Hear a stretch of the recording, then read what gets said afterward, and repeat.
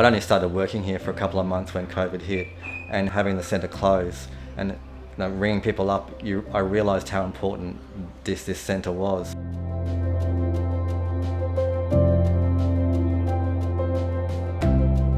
We've had quite a few clients who, before they started coming to the centre, they were clinically depressed and they even had like suicidal ideation.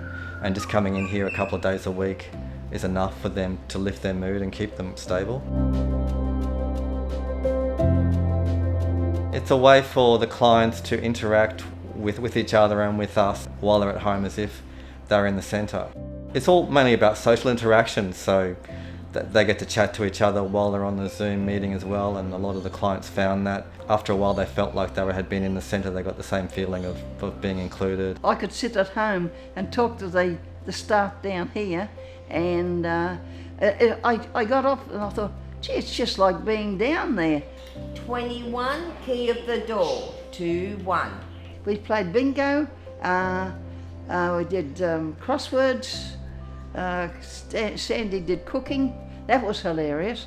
It's like an episode of My Kitchen Rules. Yeah, a comical one. Yeah, the fighting will be coming soon. I spent the first few weeks with the clients, having them ring up and say, how do I turn it on and how do I make the video go on? But once they got over those initial problems, then yeah, it became quite smooth. We wouldn't have been able to do this without Inclusive jumping on board as well, because they had the tablets ready to go and they already had their software set up so to make it easier for our clientele to use. We provide the tablet itself and we provide the software, but it's so much more than that.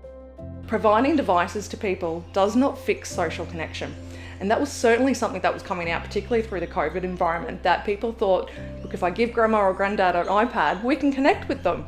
But it's not that simple. And that's where that collaboration with other providers like Bernie Bray is so important, because we need to build their trust with them as well.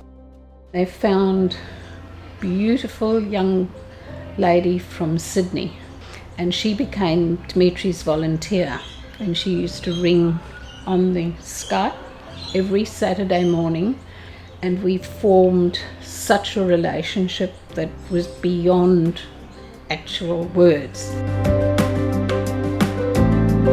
Back in 2013, Metro North Health made a decision that they were going to rescind their contract with the Department of Health to deliver Commonwealth Home Support Services. So they approached the PHN, and the PHN then developed the consortium model.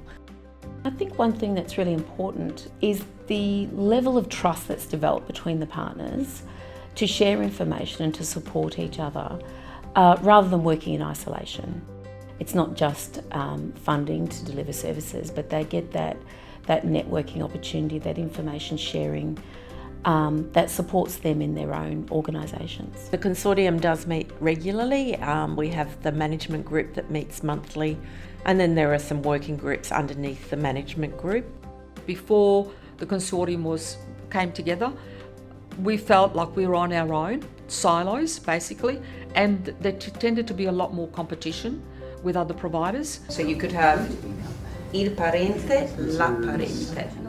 By having a consortium of, I think at the beginning we were 13 organisations, and then it increased, we learned a lot more about each other. And that competition part of service delivery, it really disappeared because each one of us in the consortium had something to offer. You're accountable to each other as well as to the department, so you don't want to let the team down, we don't want to under-deliver. So I think we've worked probably a lot harder as a group to make sure that we get the outputs and the outcomes that we want to deliver as a group. To have 15 people who will represent their organisation, so sometimes 20 to 30 people in a room, all throwing ideas, is absolutely gold. We've got good working relationships on a personal level between our team and members of the partner organisations, and so it's quite easy to get on the phone when we need to. In the last financial year, we delivered services to over nearly 9,000 people.